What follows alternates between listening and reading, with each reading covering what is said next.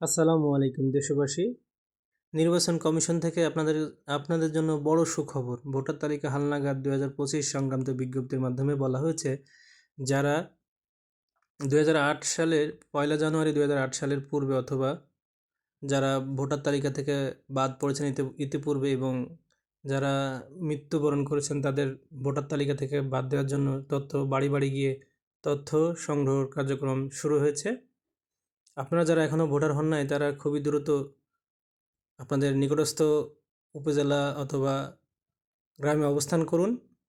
তাহলে আপনারা নতুন এই ভোটার তালিকায়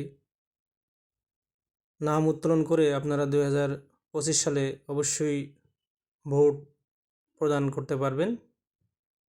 সেজন্য অতি দ্রুত আপনারা আপনাদের নির্দিষ্ট এলাকায় যান, গিয়ে ওখানে ভোটার হওয়ার জন্য আপনারা তথ্য যারা সংগ্রহ করতে আসবে তাদেরকে তথ্য দেন।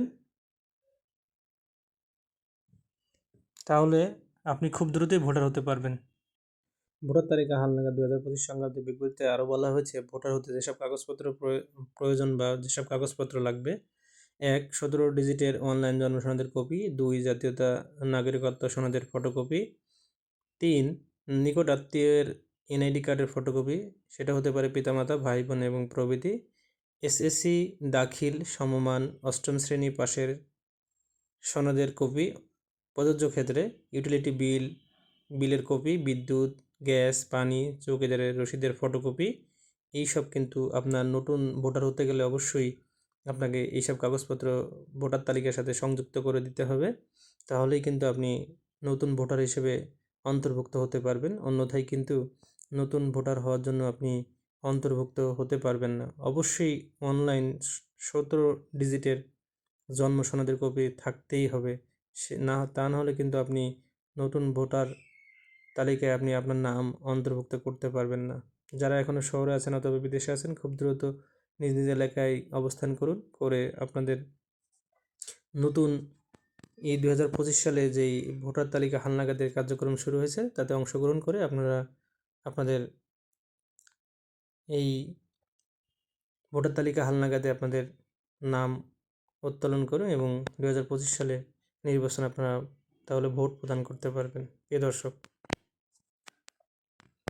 আপনাদের বাড়ি বাড়ি গিয়ে যেসব ভোটার তালিকা হালনাগাদে কার্যক্রম হচ্ছে, যেসব কর্মকর্তা কর্মচারীরা আছেন তারা যাবেন, তাদের কাছে আপনাদের তথ্য প্রদান করুন এবং ভোটার তালিকা হালনাগাদের কার্যক্রমে অংশগ্রহণ করুন। মনে রাখবেন, এইবার যদি বাদ পড়েন তাহলে আবার কবে আপনার ভোটার তালিকা হালনাগাদ শুরু হবে সেই বিষয়ে কিন্তু আপনি বলতে পারবেন না, অথবা নির্বাচন কমিশন আবার কবে দিবে এই নতুন ভোটার তালিকা হালনাগাদ সেই জন্য কিন্তু আপনাকে অনেক দিন অপেক্ষা করতে হবে। তাই দ্রুত দ্রুত করুন এবং ভোটার তালিকায় নাম অন্তর্ভুক্ত করুন। প্রিয় দর্শক, ভোটার হওয়ার সময় যেসব বিষয়ে সতর্ক আপনাকে থাকতে হবে: নিজের নাম, পিতার নাম জন্ম নিবন্ধন বা শিক্ষা সনদের সাথে হুবহু মিলিয়ে লিখতে হবে। 2. জন্ম তারিখ অবশ্যই জন্ম নিবন্ধন শিক্ষা সনদ অনুযায়ী হতে হবে। 3. স্থায়ী ঠিকানা লেখার ক্ষেত্রে অবশ্যই ভোটারের প্রকৃত স্থায়ী ঠিকানা লিখতে হবে।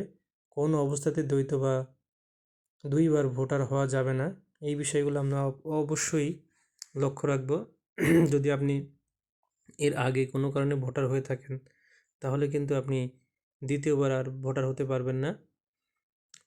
আপনি যদি কোনো কারণে ভোটার তালিকা থেকে এর আগে বাদ পড়েছেন অথবা কোনো কারণে ভোটার হতে পারেন না, আপনি আপনার এলাকায় ছিলেন অথবা বিদেশে অবস্থান করেছেন, অথবা আপনি ইচ্ছাকৃত ভোটার হন নাই, এখন নতুন করে ভোটার হতে চাচ্ছেন, এই ক্ষেত্রে কিন্তু অবশ্যই এই বিষয়গুলো লক্ষ্য রাখবেন। প্রিয় দর্শক, ভোটার তালিকা হালনাগাদ 2025 সংক্রান্ত বিজ্ঞপ্তিতে আরও বলা হয়েছে, মনে রাখবেন, একাধিকবার ভোটার হওয়া আইনগত দণ্ডনীয় অপরাধ। কেউ একাধিকবার ভোটার হলে আঙুলের ছাপ পরীক্ষার মাধ্যমে কিন্তু তা সহজেই শনাক্ত করা যায়। তাই আমরা সঠিকভাবে ভোটার তালিকা হালনাগাদে নাম দিয়ে যারা নতুন ভোটার হতে চাচ্ছি তারা অবশ্যই সঠিক তথ্যের মাধ্যমে ভোটার হব এবং নির্বাচনের সময় ভোট দিব। এটাই হচ্ছে 2025 সালের যেই ভোটার তালিকা হালনাগাদ সংক্রান্ত বিজ্ঞপ্তি। এই বিজ্ঞপ্তির মাধ্যমে আপনারা আপনাদের নিজ নিজ এলাকায় অবস্থান করে আপনারা নতুন ভোটার তালিকায় কার্যক্রমে অংশগ্রহণ করতে পারেন। আপনি প্রিয় দর্শক মনে রাখবেন 20শে জানুয়ারি থেকে 3 ফেব্রুয়ারি পর্যন্ত এই নতুন 2025 সালের ভোটার হালনাগাদের কার্যক্রম চলবে। এরই মধ্যে কিন্তু আপনাকে নতুন ভোটার তালিকা হালনাগাদে অংশগ্রহণ করে নতুন ভোটার হওয়ার সুযোগ থাকবে। এরপরে কিন্তু নির্বাচন কমিশন আপনাকে কোনোভাবে আর সুযোগ দিবে না। তাই দ্রুত দেরি না করে খুব দ্রুত আপনি ভোটার হন।